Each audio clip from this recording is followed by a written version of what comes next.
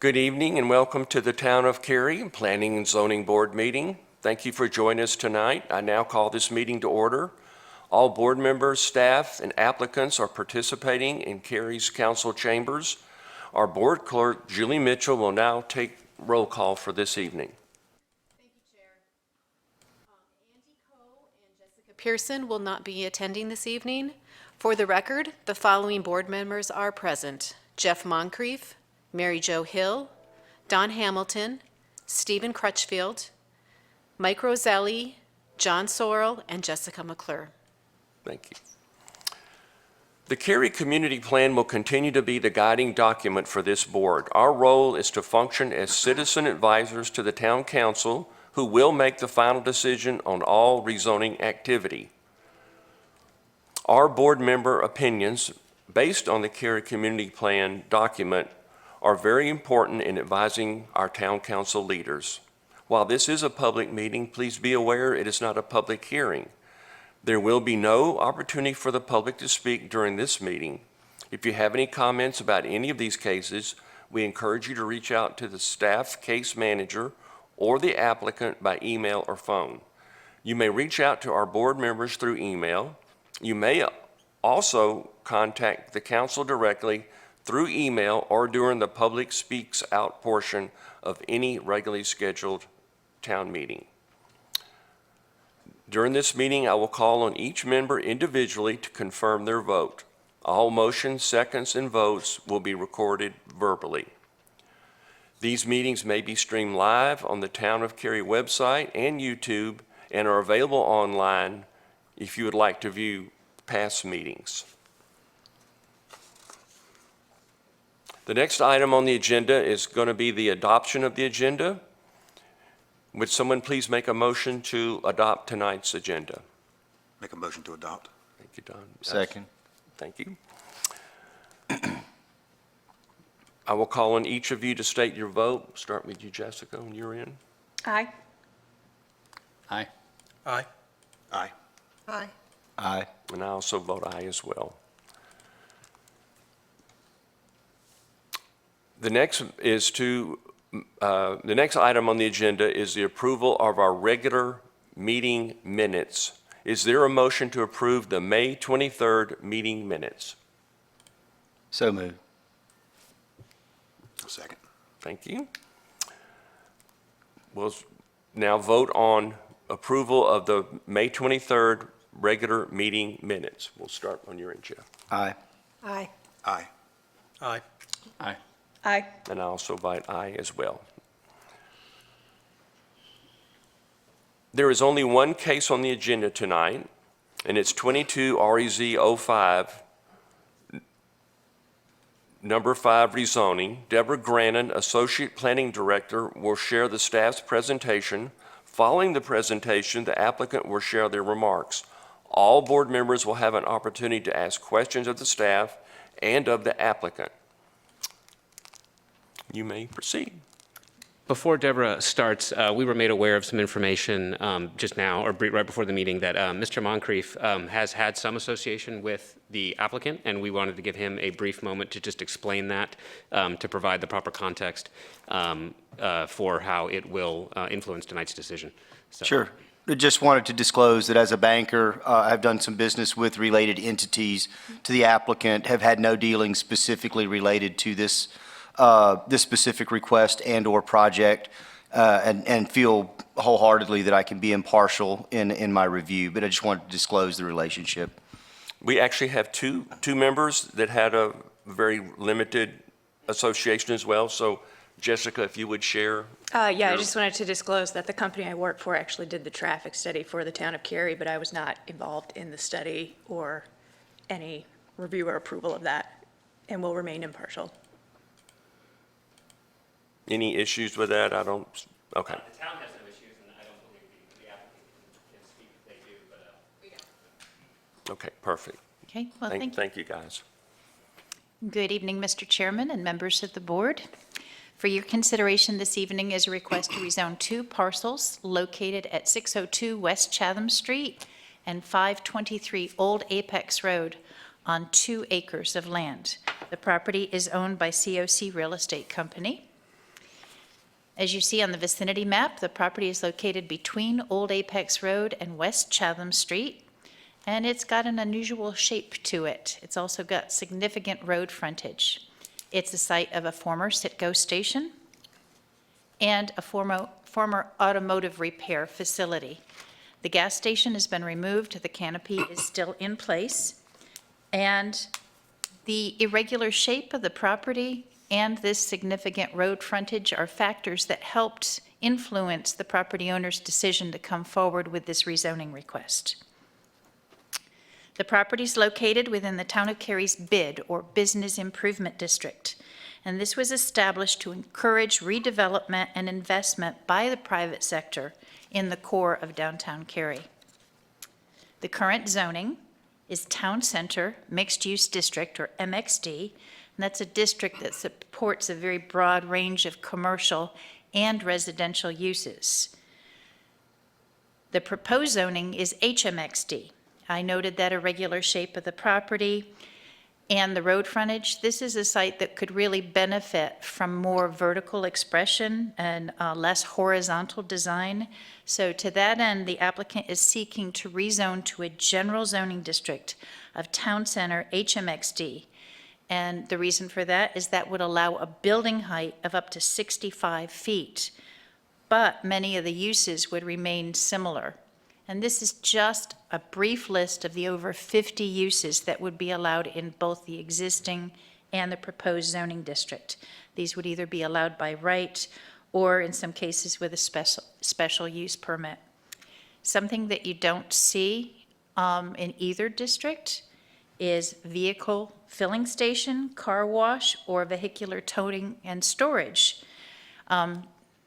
Why is that, especially since there was a gas station? Well, it was pre-existing, but it's been inactive for more than 180 days, so that means it could not be reestablished on the site. So I mentioned that there was a lot of similarity between uses. There's also a tremendous similarity between the density and dimensional requirements between these 2 districts. Neither one of them has a maximum density for residential development. There's no minimum lot size or minimum lot width. The road setbacks are the same, 0 setbacks required. Side yards, everything would be governed by building code, but no setbacks in the town center. The big difference, as I mentioned, is the building height. Under the existing zoning, Town Center MXD, the maximum height is 45 feet. The applicant would like the increased flexibility with HMXD that would enable them to go up to 65 feet. The other difference is the parking. So the parking for non-residential use would no longer be required. You would still have a requirement of 1 parking space per dwelling unit for residential use, but you wouldn't have the extra 0.5 per additional bedroom.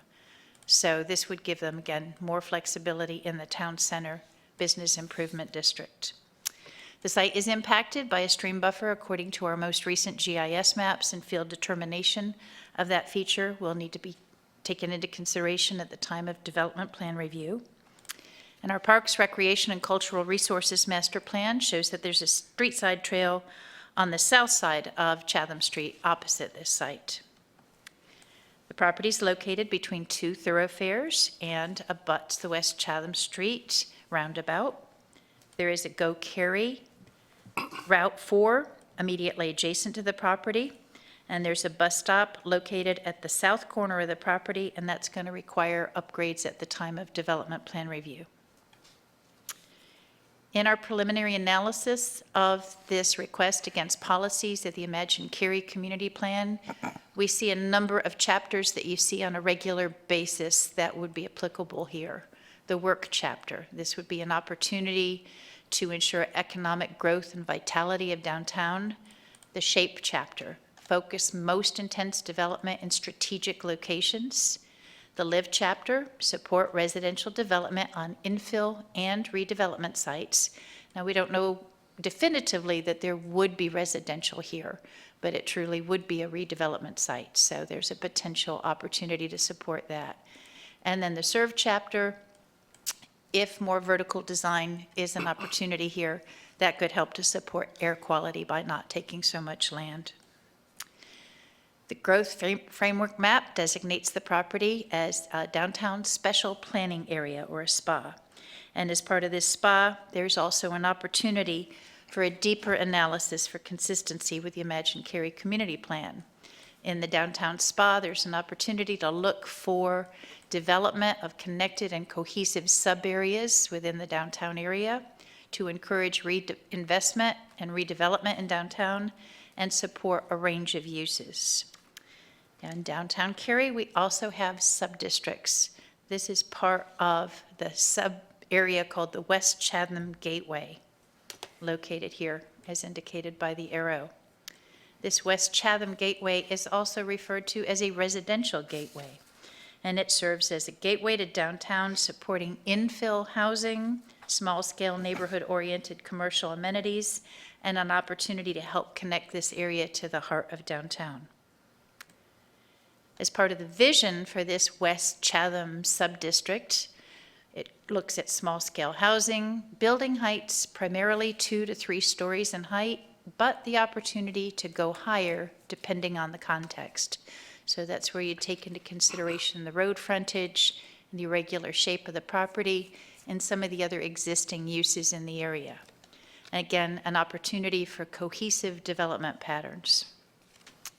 We notified property owners within 800 feet of the subject property. We posted the property with public hearing signs before the town council public hearing and put information about the rezoning case on the town's website.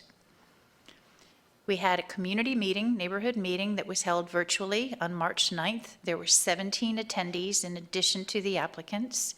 They had questions regarding what were the specific uses proposed, what sort of stormwater management would be implemented, how would traffic and pedestrian safety be enforced, and there was a balance, both support and some opposition to the request. Some of the opposition was from longtime residents who were concerned about the changing character of this area. At the town council meeting on April 28th, there were comments submitted by 3 citizens. Concerns were regarding pedestrian and traffic safety and the building height. And since then, we've had 3 calls and emails. People wanted to understand the process to share their comments, how traffic impacts would be addressed. And again, a citizen was very concerned about the changing area, how Cary was evolving. Town council had questions as well. They wanted a clarification about this being a straight zoning versus a conditional use rezoning, which is what we've frequently seen in the past. So this is a little unusual for us to see somebody coming in and just saying, you know, we want to go with a straight zoning and follow the rules and regulations in the land development ordinance. So we had to spend some time explaining that as a straight rezoning, the council couldn't make recommendations, the applicant couldn't offer zoning conditions going forward. They'd have to start the process all over again. and they really put some emphasis on how they wanted to rely on the town's land development ordinance, and the applicant also expressed a desire to work with the town on a developer agreement. There were concerns about traffic and environmental concerns, the timing of the developer agreement, and understanding the difference between the two districts, exactly what you could have and what you couldn't have in each zoning designation.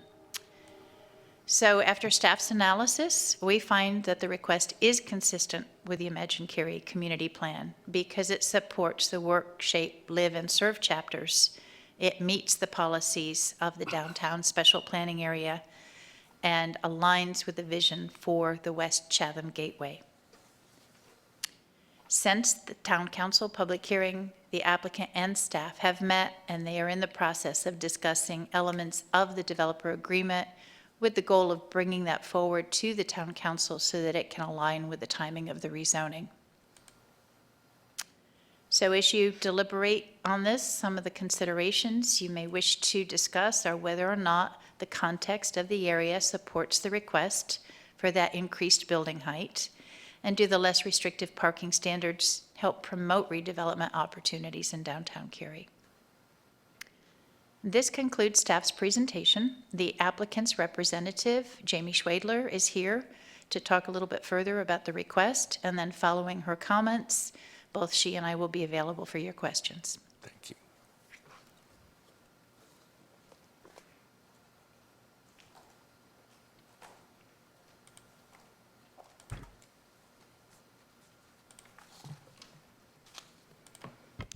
Thank you, Deborah, and good evening. I'm Jamie Schwedler at 301 Fayetteville Street with Parker Poe, here on behalf of the applicant McKeenan, and we have representatives in the audience as well as our traffic engineer to answer any questions. But I think Deborah did a great job in summarizing the request that's before you tonight. We have a unique opportunity to expand the success that the downtown area has enjoyed from the continued investment beginning with the Cary Community Plan and its ideas for the downtown area, and to expand that now into this newer area of the western part of downtown called the Western Gateway. And it's called a residential gateway for a reason. This is a different part of downtown. It's not the same as the Academy Street and the main hustle and bustle, but it is poised for this unique type of development and this unique type of situated area on the site because it's part of that envisioned mixed-use development, going vertical and doing it in a way that makes sense for this area, that allows it to transition from what we see as a lot of the investment in the single-family housing to the east into this kind of unique parcel that's sandwiched between single-family lots to the east, industrial to the north, and then some existing residential further to the west. The surge that the downtown area has enjoyed, and even some of that single family on the east side of Chatham, has not extended this far yet because the area is still predominantly industrial. But the Cary Community Plan does not have that vision. It envisions extending the success of downtown and the vibrancy of downtown into this area in a way that could make sense for residential development at 2 to 3 stories, and then depending on context, going higher. And that's what we have here. The original zoning is the MXD zoning, which is about 45-foot maximum height. And the difference that we're seeking here is to transition to the HMXD to allow for up to 65 feet of height. Now, through Deborah's explanation, we did have folks question that. Why is that change necessary here? What will that do for this parcel? And the answer to that is pretty clear when you look at the policies in the Cary Community Plan that envision this to be vibrant. It envisions this area to be walkable. It envisions the opportunities for mixed-use development where appropriate. And when you look at trying to combine some ground floor retail that we're trying to do here and modeled the traffic study on the 10,000 square foot of commercial and up to 200 units of multifamily, you're looking at putting ground floor retail in the place of where you otherwise would have units. So in order to do that, you have to displace those units and you have to go up. And that's really what's driving the height increase here, is trying to provide that possibility for ground floor retail. The developers are also involved in a site immediately to the north, which is in development plan review and almost through that review to bring a brewery and additional retail concepts. So this area is already in the midst of changing, and we think this will provide a complementary residential use to balance out that area, but also add for that possibility of the mixed-use vertical retail. in an area that doesn't have a lot of those amenities today, like the rest of downtown. It's also consistent with the goals of the designation in the Downtown Business Improvement District. That district has policies that speak to having a vibrant, sustainable, walkable pattern, and that's hard to achieve when you have a 45-foot limit because you're really only talking about a garden style and you don't have that ability to make it very, very vibrant. Deborah also pointed out the unique features of this site, which have a very unusual size and shape, has some complications with streams, as well as transportation ingress and egress, all of which will be improved by allowing us to go through this process and consolidating some of those entrances as determined in the traffic report. As Deborah mentioned, it's consistent with three important areas of the Cary Community Plan. The SHAPE Chapter Policy 5, which encourages reinvestment and revitalization in this area, in the downtown special planning area. It also notes that this is an opportunity area within the Gateway, which is areas that the town has identified as being ripe for redevelopment. So all signs kind of point in that SHAPE chapter toward redevelopment of the site and doing it in a way that makes sense for the context of its size and shape on this area of downtown.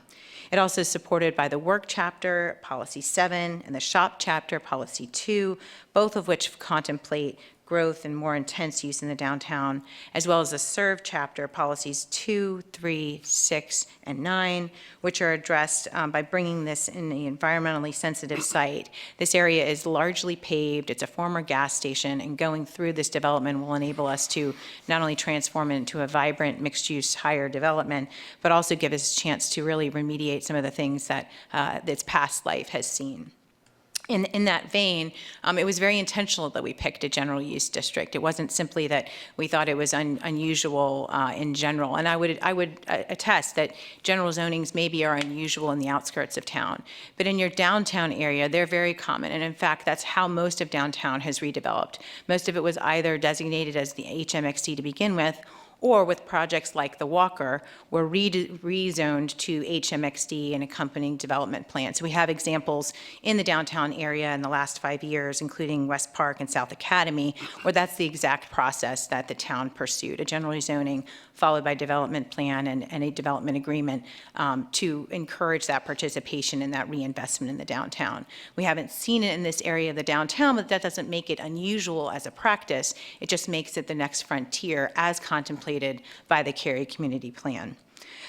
It's also reasonable and in the public interest because the LDO provides sufficient protections throughout the review of the case, and we will be discussing or continuing our discussion of the development agreement with staff to handle some of the unique aspects of the case and work through those as we work towards development plan. Those include some awareness of some of the infrastructure needs in the area, some of the upgrades that the town is seeking to serve the overall area as well as this project, and we're committed to working with the town throughout that process. So in sum, the site is ideal to support the goals of the Cary Community Plan. It makes it a possibility to transform this otherwise underutilized site into a more environmentally sensitive one with the possibility of vertical mixed use, adding residential areas to the residential gateway. And with that, I'm happy to answer any further questions. Thank you. Okay, now is the time for board members to ask any questions of the staff or the applicant. Jeff, we start with you. You know, I mean, overall, I think that it was laid out well. Some of the questions about pedestrian safety and otherwise, I think they addressed some of the things that we were planning to do to ease that concern. Can you remind me? I know they're talking about turn lanes, some other things that were intended to. There will be a number of issues that get addressed at the time of the development plan. And there's also a sidewalk project going on that the town is actively pursuing in this area. Yep, and so, I mean, all that said, that was the question, but ultimately, I believe, you know, we're encouraging walkability, and so that pedestrian safety issue is going to be prevalent regardless of the project, and, you know, I feel confident that that's being addressed. Mary Jo. Yeah, those were my concerns as well, and I saw that that was an issue that was of concern to the neighborhood at the meeting. As you said, it's, I guess, early days to look at some of the minutia of how that's going to be resolved, because there's, you don't even know what's going to go in there yet, so. And even if it were to develop today without going through rezoning, we would address the pedestrian safety and traffic issues at the time of the development plan. So even if they came forward today under the current zoning with a project, we'd have to look at it at that time. So I don't think I have any other questions. That was Okay. my main concern. Hey, Deborah, you mentioned at the beginning, I think you said there's 50 similar uses from what they're asking for. Yes. What's the difference? What would not be allowed if? Just a handful of uses that wouldn't be allowed, and I'll share those with you. What's interesting is in terms of intensity, what they're asking for is taller, but in terms of the difference between the uses, let me pull this up. The existing zoning, MXD actually has a few uses, such as veterinary hospital and kennel. An indoor kennel is permitted in the current zoning, but wouldn't be permitted in HMXD. Veterinary hospital with an indoor kennel permitted currently, but wouldn't be permitted. So really, the only things that are allowed in HMXD that are not currently, that wouldn't be allowed, are a detached dwelling and a detached multifamily dwelling. So in terms of the number of uses, it's less restrictive, or it's more restrictive. So it's just the increase in the height and the reduction in the parking requirements. And then this is the list of all the different permitted uses in both districts. So these are the 50-plus uses that would be allowed, either permitted by right or with a special use in both districts. Thank you. And I've got one for the applicant, if I'm Sure. allowed to ask this question. This is more for my knowledge. Why go with the straight over conditional use? Yeah, that's a great question.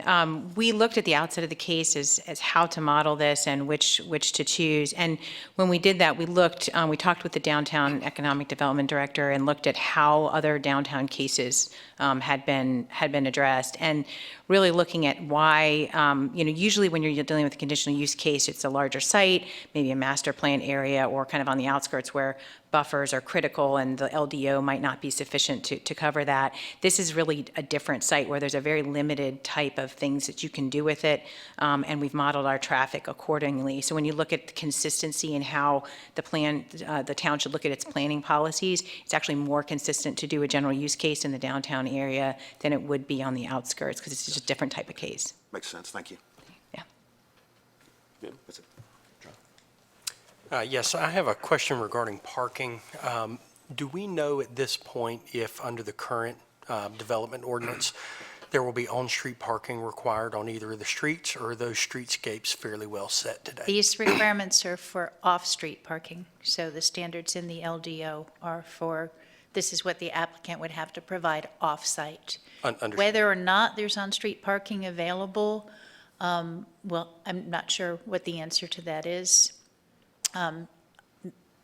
But these are the number of spaces they would have to provide off-street. Understood, yeah, and the reason I asked that question was with the standard going down to 0, if there was on-street parking available, and I didn't see a lot there currently, so I was curious what if you're that was saying. likely to come with the development and a modification of the streetscape standards, but at that point, this is unknown. And we really don't have streetscapes per se, to that same level in downtown, Sure. there's- Okay, thank you. Okay. You good? Yep. Mike? A couple quick questions. Adjacent to the site to the west is a townhome development. It's relatively new on Samuel Carey Drive, which stubs to the property. Would this development be required to connect to Samuel Carey Drive? Yeah, there'd need to be a stub there.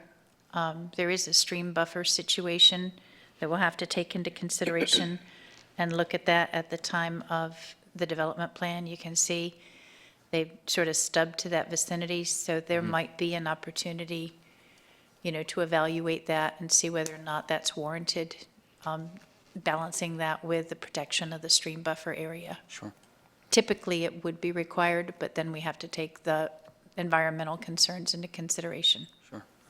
And then my second question, since this is pretty much a matter of height that we're talking about, and I apologize if this was already mentioned, but just to the west of the site and north of Samuel Carey Drive, there is a telecommunication tower right there. Do we know the height of that tower? I do not. I can follow up with you with that, but I don't have that information. Does the applicant know? It seems like there may be some. Off premise, so. I don't know offhand. I'm getting signals that it appears to be over 65 feet, but that's, I think that's all we Yeah. can say at this point. Yeah, I don't have a picture here, sorry. Looking on street view, it's tall, and maybe less important is the exact height, but This is not exact. We used the Pythagorean theorem and a golf range finder, but we estimated it to be about 125 feet. sure. Thank you. If that information at all is helpful to my fellow board members, It is. thank you. Anything else? That's all I have. Jessica? You said the use hadn't been active for over 180 days. Do we know how long these sites have been non-active? Yeah, it's been close to a year since the gas station building's been removed and the pumps are no longer there. It's not been operational. Okay. Yeah. But it was in the relative recent history, an operating gas Yeah. station? Okay. And just kind of for my curiosity, did we try and get that piece of land to the south of it? That They is a could need a- question for the applicant or the property owner as to whether or not there were discussions with that landowner.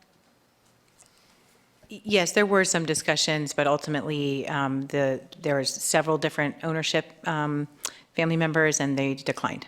Okay, great, thank you. That's all I've got. I'm good. I think my question is for staff, just back on the uses again. I don't even remember the last time we had one of these. I think it's been a while, hadn't it? With a A general use. general use? Yeah. It has been a while. What these folks are proposing sounds, like a good fit for downtown with vertical and retail, but, and I know this is probably very unlikely, if these folks walked away and the town council approved this, does this mean that another person could come in and choose one of those many uses and they would not have to get any additional approvals, or how would that work? Somebody could come in today with any of the uses on this list and not have to go through a rezoning. By going through the rezoning process and the developer agreement, it's going to work toward some commitments that run with the land, just like the rezoning would run with the land. So if something, again, very remote, but if something were to happen with these folks, what we're recommending tonight would carry over, you're saying? It wouldn't be, someone could just come in and say, hey, I want to put in a theater. Or would they be bound by what we recommend tonight? It depends on what council ultimately votes on. Okay, So, as this goes forward, they can't introduce new zoning conditions, but they can enter into the developer agreement that provides some more reassurances about what we're going to get, what the applicant's going to get, working together on this. But yes, somebody could come in today and do a theater that's 45 feet tall. Or if this rezoning gets approved, they could, without a developer agreement, then they could do a 65-foot tall theater. The developer agreement's going to give some more clarity about what the mix of uses are going to be and what what the vision is for the project. okay. And then, because, I guess just to really simplify this, as it was previously said, we're really looking at a 20-foot, that's really what this is mainly about, right? It gives them some development flexibility so they can go taller, get some more, developable area out of this awkward, unusual, irregular shaped piece of property. Okay. I myself do not have any further questions. Anyone else on the board? Don? Just a quick one. Yeah, go ahead. And did I hear correctly that that developer agreement will go to council the same time they vote on it? That's what council requested. The applicant initially was thinking it would be a development plan process, and council expressed a strong desire for them to come together at the same time. So when that occurs, could be a few weeks or a couple months, but they are talking. Great. Could you just remind us briefly what a developer agreement is, just in case someone might? It's a contractual agreement between the private property owner, developer, and the town of Cary, where we make certain commitments to each other. The town might assist with certain road improvements, infrastructure improvements, in exchange for some clarity and some promise from the applicant as to what sort of development standards they're going to put in place.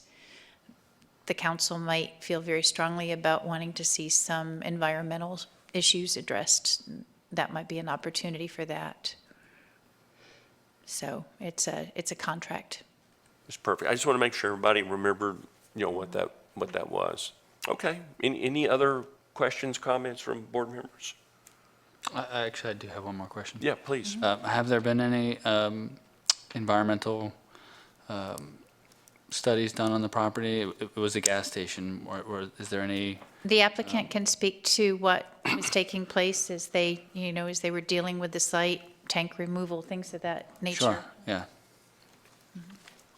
I'm going to ask Kyle to come down and talk about that directly. Yeah, there's a gas station that operated there for 60 years, and there was a spill that we're working through now to remediate. Letters were sent out last week. We've been working with the state. The town of Cary was notified of it, and you'll see a remediation project going on out there in the next 60 days. So. That was, I meant to ask that earlier. I'm glad you did. So is the tank gone, or is it still in the ground? Yes, sir. The tanks have been removed. The pumps and tanks have been removed, but there was some residual petroleum that had leaked out at some point in the past. It's almost impossible for it to not be when it's been there for that long. Exactly. But yeah, so that will be, that project will be starting, I think, in August. So, does that help? Yeah, thank you. Thank you. Anything else? Okay, having asked our questions, is there someone that would like to make a motion for 22 REZ 05, number 5 rezoning? I think we all have our little cheat sheet here in front of us. I'll make a motion. I move that the board find case number 22 REZ 05 is consistent with the comprehensive plan and all other applicable plans for the reasons set forth in the staff report, presentation, and discussion by the Planning and Zoning Board. Okay, would someone like to second? I second it. Okay, Don, thank you. All right, your thoughts, Mary Jo? Well, as was clearly stated and is obvious, this is a very unique shaped and limited piece of property. It is in the Western Cary Gateway, just by definition, says that something special and/or unique needs to kind of be there as we kind of fill out the downtown area in whatever development way it's going. But I think what's been proposed seems perfectly reasonable for that, to be able to compress multiple activities into a building that goes up as opposed to out. So it seems like a very reasonable proposal to me. Perfect. Don? Mary actually hit on all my points. I think it's an exciting project, the West Chatham Gateway, that this could be a focal point for coming in from that side of town. Perfect. Jeff, your thoughts? Yeah, no, I agree. I mean, that's an area that's been slower to develop. There's, a gap there, and so this is sort of the anchor on the end where you've got a nice, well-done development. And then, with the issue of going up a little higher, as properties become more and more difficult to find, I mean, that's going to be a theme that we probably are dealing with, in particular in and around downtown Cary. So for all the reasons that were presented earlier with the live and the shape and the work, I think it's consistent with the plan, and and supportive of it. Perfect. John? Yeah, the use and the height make all sorts of sense to me and seem to jive well with the plan. My biggest concern, as I mentioned earlier, was parking, because places where we have this zoning in town are generally places that have large amounts of public parking or on-street parking nearby. I can see that, that the zoning doesn't preclude parking being provided, and certainly you want to park your use, and I understand that. But at the end of the day, that doesn't change how I feel about it. Yeah, I think it's a good use, and it matches up well, but that was my only concern, was that this anchor, as it lands out on this end of town, just does not have a lot of public parking around it to support it. And it may be a catalyst to change this area such that that does happen in the future. Mike? In looking at the business improvement district map and the town center sub-districts, there are very, very few locations where HMXD is remotely close to low-density residential. The low-density residential across from Chatham Street from the site is in a different district. It's not in the business improvement district. And there are places similar to that in other areas in the district. I guess what we're really talking about here is height. And looking at the neighborhood meeting minutes of any concerns anyone had questions about, none of them had questions about height or any concerns about height. And with the telecommunication tower to the west, which is clearly higher, I really don't have any concerns about height. So I'm in support of the rezoning. Perfect. Jessica? I don't have anything new to add. I think everybody nailed all of my points with it. Perfect. My only comments are, I do share that I think this will be an interesting challenge for the town and the applicant to figure out traffic flow and parking. We have our famous traffic circle there, and depending on the size and the retail, it's not clear to this board, that what the amount of traffic will be to utilize this site. But to me, what's being proposed fits with the direction of downtown. So hopefully, this will get worked out by the time it gets back to the town council. But those are my only small concerns, not enough to change a vote, but just challenges that I think will have to be worked out as this goes forward. Any other comments you think popped anyone's head? Okay, with that, now's the time to vote, and we will start with Jessica. Aye. Mike? Aye. Aye. Aye. Aye. Aye. And I also vote aye, so it passed unanimously this evening. Thank you. We don't really have any old or new business, and if anyone else, unless there's anything would like to put forward, we will call this meeting adjourned, and thank you for coming out tonight. Thank you. Thank you. Thanks. One thing